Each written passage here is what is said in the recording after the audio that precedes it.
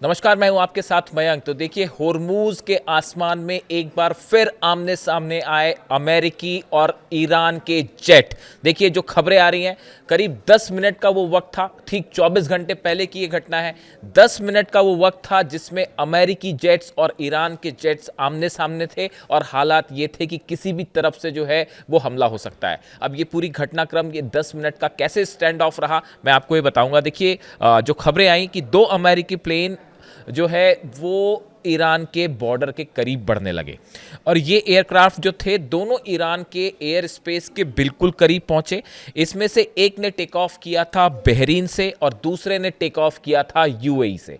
America के 2 jets, एक Bahrain से टेक ऑफ करता है, एक यूएई से टेक ऑफ करता है और दोनों बढ़ना शुरू कर देते हैं ईरान की तरफ। और ये ट्रैक किया किसने?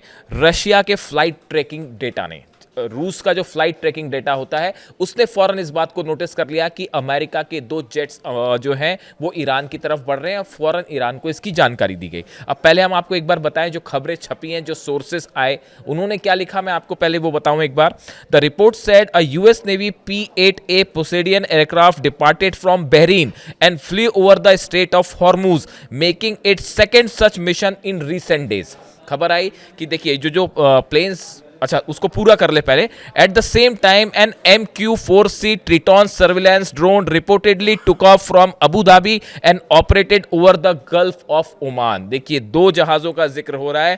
पहले पोसेडियन प्लेन जो हॉर्मुज की तरफ बढ़ा, इसने टेक ऑफ किया था बहरीन से, जबकि जो दूसरा प्लेन था MQ-4C ट्रिटॉन सर्विलेंस ड्रोन, ये ड्रोन था, इसने टेक ऑफ किया अबू धाबी से और वो ओमान की खाड़ी की तरफ होता हुआ ईरान की तरफ बढ़ा। यानी कि 2 प्लेन उड़ते हैं, दोनों, एक हॉर्मुज के ऊपर बढ़ता है।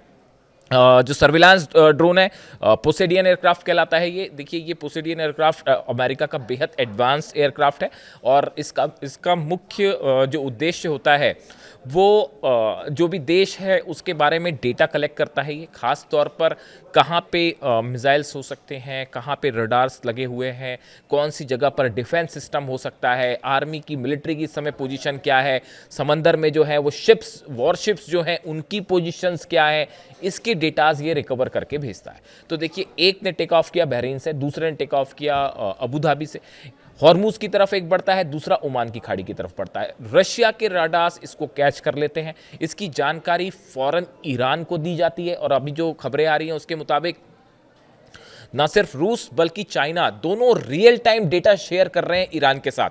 यानी ईरान के बॉर्डर की तरफ अगर परिंदा भी पर मारता है, चाहे वो समंदर से हो चाहे आसमान से हो, उसकी जानकारी रशिया और चाइना के रडार्स जो हैं वो रियल टाइम डेटा शेयर करके ईरान को पहुंचाते हैं। अब जैसी ये खबर आई ईरान के पास कि 2 एयरक्राफ्ट जो हैं वो करीब पहुंचने वाले हैं, ईरान के एयर स्पेस के बिल्कुल करीब हैं, तुरंत तेहरान से 2 फाइटर जेट्स ने टेक ऑफ किया।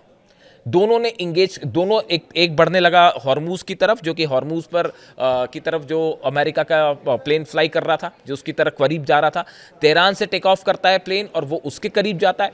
दूसरा ओमान की खाड़ी से होते हुए जो ईरान के बॉर्डर की तरफ बढ़ रहा था, एयर स्पेस की तरफ बढ़ रहा था, उसको टेक ऑफ करने के लिए, उसको एनकाउंटर करने के लिए जो है दूसरा प्लेन जो कि तेहरान से टेक ऑफ हुआ वो उसकी तरफ बढ़ने लगा। यानी देखिए, चंद मिनटों के अंदर ही जैसे ये जानकारी आती है, सिर्फ मिनटों का खेल था ये, कुछ ही मिनटों के अंदर रूस ने जानकारी दी और बिना देर गवाए तेहरान से जो है फाइटर जेट्स ने टेक ऑफ कर दिया।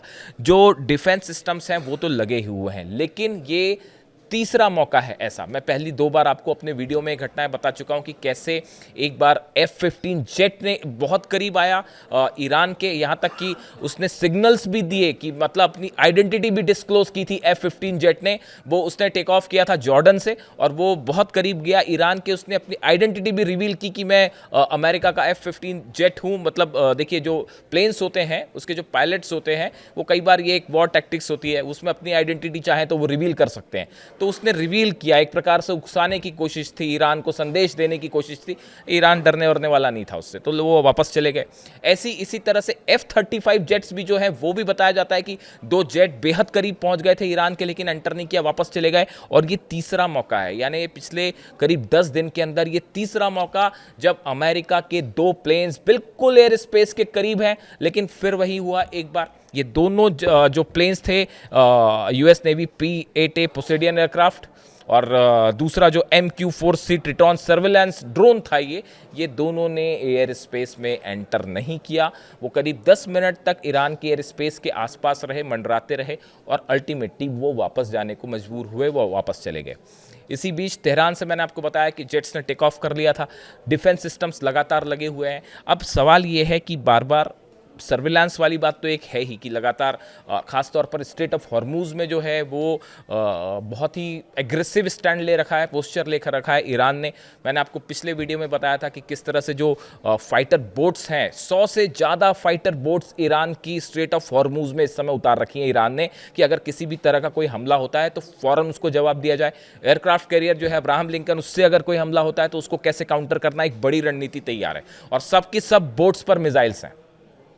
हैदर 110 मैंने आपको बताया, पिछले वीडियो में मैंने आपको बताया था कि किस तरह से ये बोट्स अटैक कर सकती हैं, तो वो एक अलग चीज़ है। तो ईरान ने अपना स्ट्रेट ऑफ हॉर्मूज़ में ज़बरदस्त स्टैंड ले रखा है कि यहाँ से किसी को हम एंटर नहीं करने देंगे। मिसाइल्स तैनात हैं वो अलग, ड्रोन्स तैनात हैं वो अलग, और सबसे बड़ी बात है एयर डिफेंस। अब मैंने जो है ये घटना के बाद एक बार फिर कल मैंने कुछ एयर एक्सपर्ट्स जो होते हैं, वॉर एक्सपर्ट्स जो होते हैं, खासकर एयर वॉरफेयर के जो एक्सपर्ट्स होते हैं, उनसे मैंने समझने की फिर से एक कोशिश की कि आखिर ये जो घटनाएं होती हैं कि अमेरिका के प्लेन्स आ रहे हैं, सर्विलांस प्लेन आ रहे हैं, कभी फाइटर जेट आ रहे हैं और वापस लौट जाते हैं, इसके पीछे मकसद क्या होता है। तो एक तो ऑब्वियस सी बात है कि भाई देखिए, ये जो दोनों P-8A पोसेडियन एयरक्राफ्ट है, ये भी सर्विलांस करता है, और दूसरा MQ-4C ट्रिटॉन था, ये भी सर्विलांस ड्रोन था।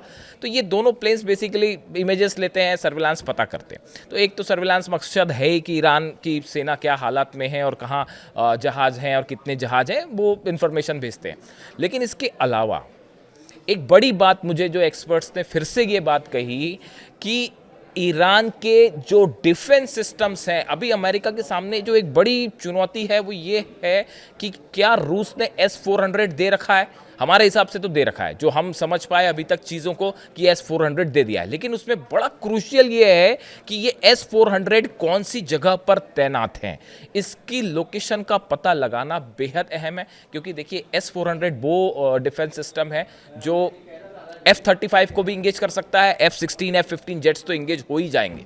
तो ऐसी सिचुएशन में अगर आप बाय एयर अटैक होता है, इसीलिए ये खबरें आ रही थी बीच में कि अगर ईरान पर हमला होता है तो वो नेवी से हो सकता है, टॉम हॉक मिसाइल से हो सकता है, और उसको जो है सबमरीन्स जो है अमेरिका की, वो अटैक कर सकती है। इस तरह की खबरें आ रही थी, और एयर फाइटर जेट्स जो हैं वो शायद इस बार एंटर ना करें, इस तरह की खबरें थी। उसकी मेन वजह यही थी कि S-400 की लोकेशंस के बारे में पता नहीं है, और जो कई एक्सपर्ट्स कहते हैं, उनका ये कहना है कि ये जो प्लेन्स भेजे जाते हैं, ये एक प्रकार से टीज करने की कोशिश की जाती है, ईरान को उकसाने की भी कोशिश की जाती है कि ईरान वो गलती करे जो शायद अमेरिका ने किया। देखिए, ड्रोन था शाहिद, वो फ्लाई करता हुआ एयरक्राफ्ट कैरियर के करीब आया अब्राहम लिंकन के, और वहाँ से F-35 जेट ने उसको शूट कर दिया। और खबर ये आई कि ईरान के ड्रोन उस तक पहुंच सकते हैं, तो उसमें ज़्यादा जो है वो बदनामी अमेरिका की हुई कि भाई उसके ड्रोन ही आपको निशाना बना सकते हैं, आपके एयरक्राफ्ट कैरियर को बचाइए उसको, इस तरह का मैसेज गया। तो एक पक्ष का ये भी कहना है, कुछ एक्सपर्ट्स ये मानते हैं कि ये पता लगाने की कोशिश है कि क्या ईरान अगर मान लीजिए उसे काउंटर करने के लिए ईरान की तरफ से कोई S-400 या कोई भी डिफेंस सिस्टम फायर होता है, 16 जो है बड़े कार्गो जेट्स उतरे हैं चाइना के, क्या चाइना ने भी अपना डिफेंस सिस्टम दे रखा है? ये बड़े सारे सवाल हैं जो ये तय करेंगे कि अगर अमेरिकन जेट्स एंटर करते हैं ईरान में तो सही सलामत वापस जा पाएंगे कि भी नहीं जा पाएंगे।